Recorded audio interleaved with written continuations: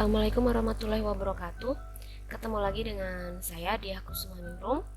Kali ini saya membuat video ini atas permintaan dari siswa saya di SMK Negeri 2 Cimahi untuk mata pelajaran pemrograman dasar.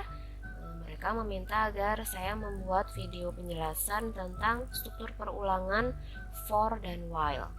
Nah, kalau di laptop saya menggunakan aplikasi DevC++ ya.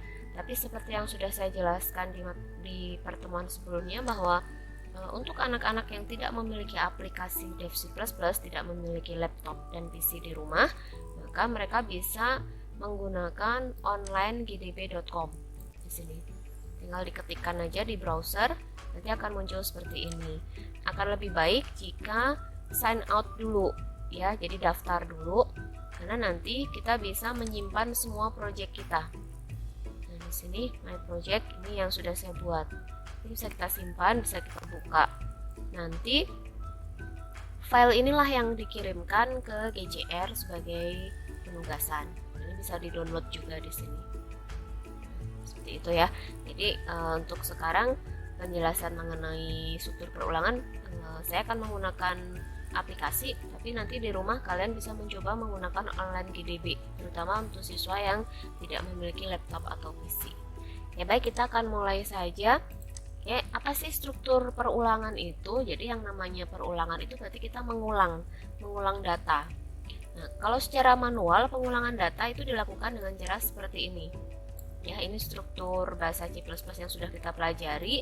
Di sini ada pengulangan kata, pengulangan kalimat. Saya sangat menyukai C++ sebanyak 10 kali. Berarti kita harus tulis satu-satu. Nah, kalau di running,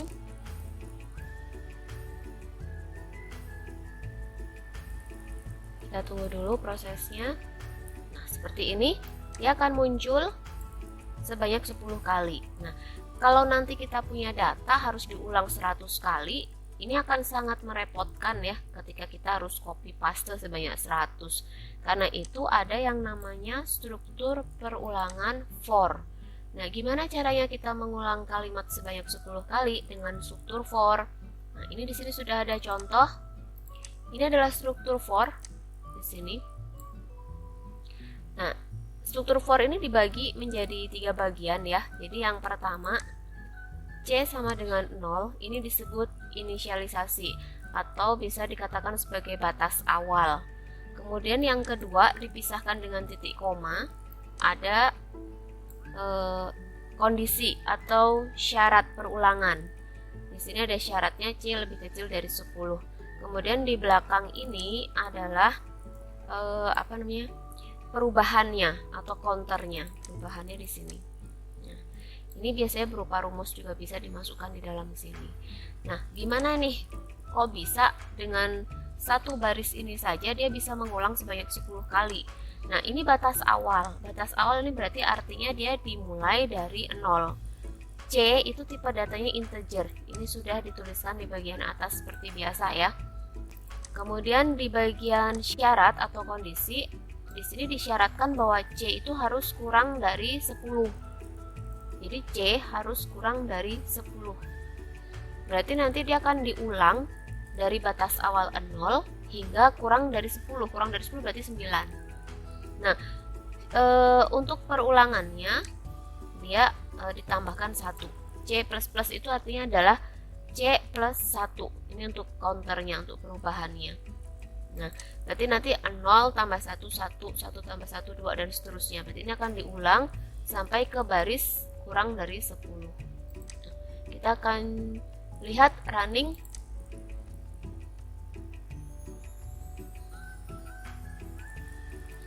Oke, ini hasilnya seperti ini. Dia terulang secara otomatis sebanyak 10 kali. Nah, kalau mau 100 kali gimana? Ya udah tinggal diganti aja jadi 100. Berarti di mananya?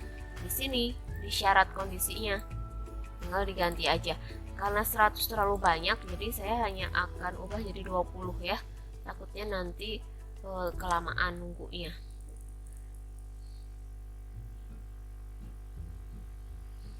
Oke, ini hasilnya 20. Nanti kalau nggak yakin bisa dihitung sendiri ya.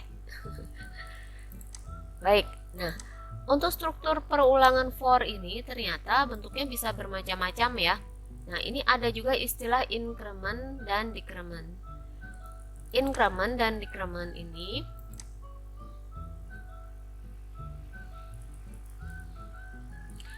di sini hanya perbedaannya ada di bagian belakang. Di sini ada C++ dan ini ada J main. Kenapa ini bukan C ya? Karena kita ada dalam satu program, nggak mungkin menggunakan teks yang sama. Oke. Nah, kalau C++ berarti dia ditambahkan 1 tadi ya. Nah, kalau misalnya minus berarti nanti dia akan dibalik. Jadi pengulangannya jadi menurun. Nah, ada perbedaan di sini ya. Untuk tipe data itu ternyata bisa dituliskan di dalam for dengan cara seperti ini. Tapi bisa juga dituliskan seperti yang tadi ya, dituliskan di bagian atas seperti yang sudah kita pelajari sebelumnya untuk tipe datanya. Nah, ini bisa kalian pilih nanti kira-kira lebih mudah menggunakan yang mana. Baik, kita akan coba cek lagi tadi ini increment dan decrement. Seperti apa sih hasilnya? Kita running.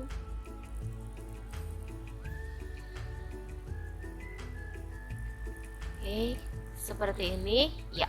Jadi kalau dia mengulang ke atas, menaik, berarti nanti dia akan ditambahkan seperti ini, 1, 2, sampai 10. Nah, ini dimulai dari 1 ya, diakhiri lebih kecil dari sama dengan 10, berarti 10 termasuk di dalamnya karena ada sama dengan di sini.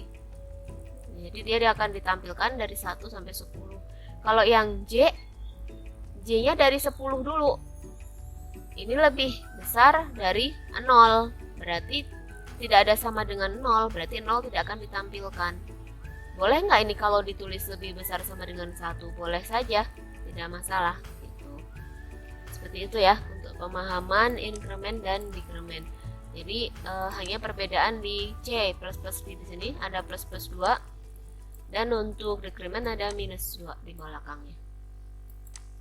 Nah, selain untuk decrement dan increment seperti ini, kita juga bisa memasukkan rumus di dalam for-nya, misalnya untuk menghitung kelipatan seperti ini. Nah, ini sama ya, batas awal 0, kemudian ada syarat kondisinya dia harus kurang sama dengan 100. Jadi perulangannya hanya sampai 100. Kemudian di sini ada perubahannya atau counternya bahwa C plus sama dengan 5. Berarti nanti ini 0 akan ditambah 5. Hasilnya adalah 5.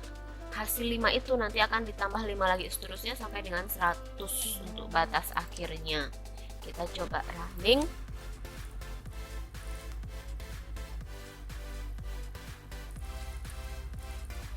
Ini hasilnya, kelipatan 5. 0, 5, 10, 15 dan seterusnya. Nah, terus kalau mau diganti nih, misalnya kita pengen kelipatannya kelipatan 8, oke, nggak masalah, sama aja rumusnya. Tinggal ini diganti C plus sama dengan 8.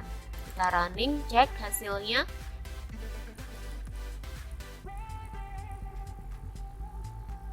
Nah, seperti ini.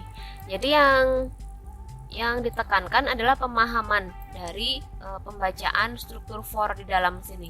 Nah, ini yang harus dipahami oleh kalian, gitu ya. Oke, baik. Berikutnya kita akan lihat lagi apa sih yang bisa dilakukan dengan for.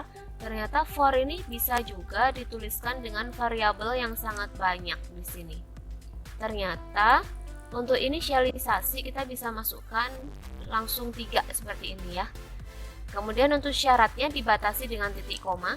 Tadi sudah dijelaskan di awal ya, ini batasnya titik koma. Ada syarat atau kondisi. Kemudian ada titik koma lagi, baru belakangnya ini nanti adalah rumusnya atau counternya, perubahannya. Baik, kita akan coba lihat. Di sini ada 3 tipe data. X itu adalah karakter, berarti di sini dimulai dari A karena dia karakter. Kemudian Y dan Z adalah integer. Nah, Y-nya 0, dimulai dari 0, sedangkan Z dimulai dari 1. Kemudian untuk syaratnya bahwa perulangan akan dihentikan ketika lebih kecil sama dengan F. Berarti di huruf F dia akan berhenti. Nah, untuk counternya X itu akan ditambahkan satu persatu, kemudian Y-nya akan ditambah 5, ini seperti kelipatan ya. Kemudian Z-nya akan dikali 10. Nah, kita akan coba cek hasilnya.